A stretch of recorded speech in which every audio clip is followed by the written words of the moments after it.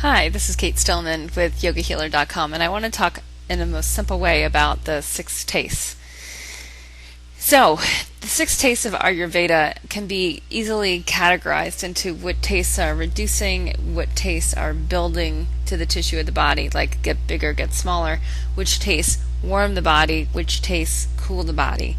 So, a quick review of the six tastes. We have the taste of sweet at the bottom here, and this accounts for most foods. So the tastes that are sweet: roots, fruits, meats, nuts, seeds, oils, grains. Lots of taste there.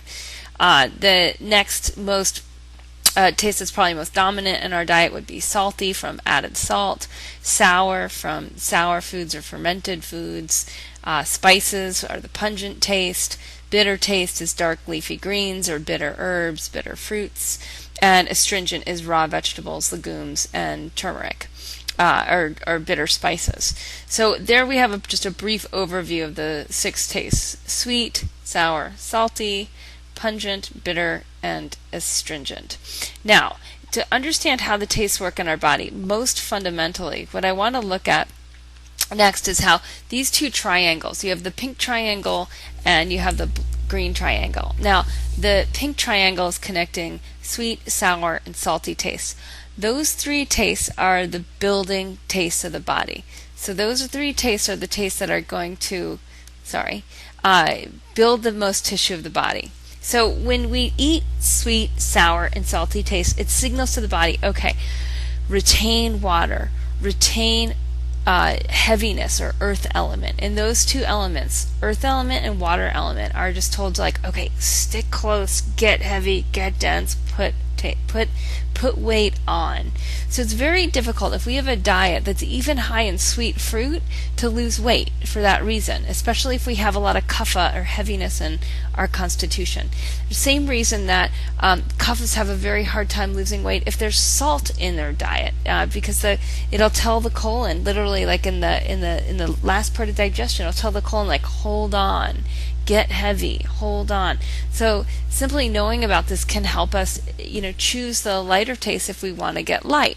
So the lightening tastes are the tastes that are going to tell the body to basically release water, release earth. And those tastes are the spices of pungent, are the scraping tastes of bitter, and the dehydrating tastes are the tastes that release hydration from the body, or stringent. So there we're looking mostly, bitters are going to be mostly dark leafy green vegetables. Astringents are going to be all sorts of vegetables, particularly the raw vegetables are much more astringent than the cooked root vegetables, which would be more of a sweet taste. All of the fresh green herbs like cilantro and parsley and in fresh basil, those are all going to have bitterness and astringent, and the spiciness will have a pungency. So adding plenty of spices to our food will help reduce our weight, as long as we're not eating too much sweet and salty and sour at the same time. Okay, now another way to categorize the taste very, very simply to understand what's going on is which tastes are going to create heat or a warming virya, and which tastes are going to create a cooling to the system, or a cooling virya, or how the food impacts the overall energetic of the body. So sour taste is going to be warming. It's a fermented, there's already like a breaking down, there's a heat to it. Pungent, all the spices, those are going to create more heat in the system. And salty taste has a secondary warming effect. So sour, salty, and pungent tastes all have a warming effect. One simple thing I like to tell yoga teachers and yoga students about, especially if you're taking class at night, is come home and have miso soup made out of a fermented miso with living bacteria, the kind you get at the health food store. Why? Because it's got salty and sour taste in it. So it's going to help the body get warm. It's going to make us feel grounded without being a heavy food to actually eat. And you could add something a little bit pungent to it. You could add, like, sometimes I'll mix in a little bit of Thai curry paste in my miso soup after I teach yoga at night. Okay, and the cooling taste, how do you create a cooling function in the body? Sweet taste, bitter taste, and astringent taste. Very important. So for people that tend to overheat, looking at how do we get rid of some of the some of the tastes that are heat aggravating, the sour, the salty, the pungent, and how do we increase the leafy greens, the raw vegetables, and even some sweet fruits that are going to be more on the cooling side, like particularly like cucumbers and watermelon. Those are particularly cooling to the body.